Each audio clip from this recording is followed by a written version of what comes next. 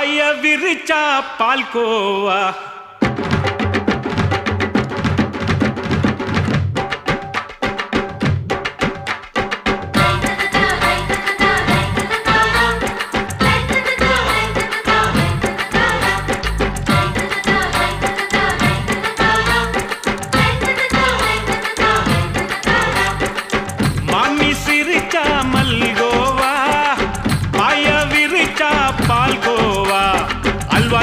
குடுக்குறால அம்சமா